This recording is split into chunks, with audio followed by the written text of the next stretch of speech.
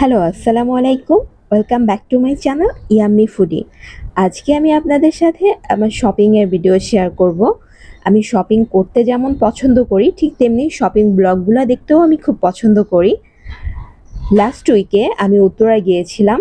উত্তরায় অনেকগুলো সিরামিক্সের ভ্যান বসে। ওখান থেকে আমি কিছু সিরামিক্স পারচেজ করেছি। আজকে আমি আপনাদের সাথে সেগুলোই শেয়ার করব।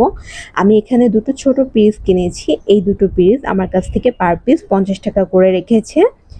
এখানে চাইলে বিভিন্ন ডেজার্ট সার্ভ করা যাবে। আমি আরও অনেক কিছু কিনেছি, একে একে আপনাদের সাথে সব কিছুই শেয়ার করছি। আমি এখানে দুটো সসের বাটি কিনেছি। এই ছোট সসের বাটিটা আমার কাছ থেকে 50 টাকা রেখেছে। আর এই অলিভ কালারের সসের বাটিটা আমার কাছ থেকে 100 টাকা করে রেখেছে। আমি কিছু সার্ভিং ডিশ কিনেছি।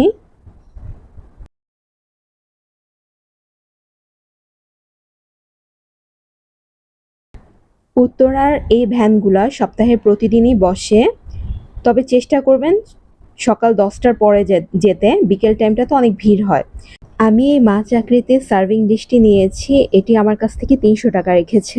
এই ডিশে ফিশ ফ্রাই এবং ফিশ কারি দুটোই সার্ভ করা যাবে, তাই আমি এটি নিয়েছি। আর আমি আরও কিছু সার্ভিং ডিশ নিয়েছি, সেগুলো দেখাচ্ছি।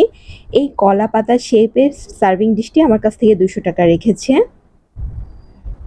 আর এই পাতা শেপের সার্ভিং ডিশটির দাম নিয়েছে আমার কাছ থেকে 300 টাকা।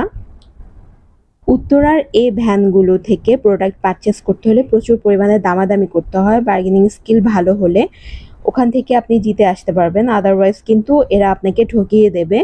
তাই খুব দরদাম করে জিনিসপত্র কিনতে হয়। আর এই ভ্যানগুলা সপ্তাহের প্রতিদিনই বসে। এটা রাজলক্ষ্মী সিনেমা হলের ব্যাক সাইডে বসে। আর এই ভ্যানগুলোতে বিকেল টাইমে প্রচুর ভিড় হয়।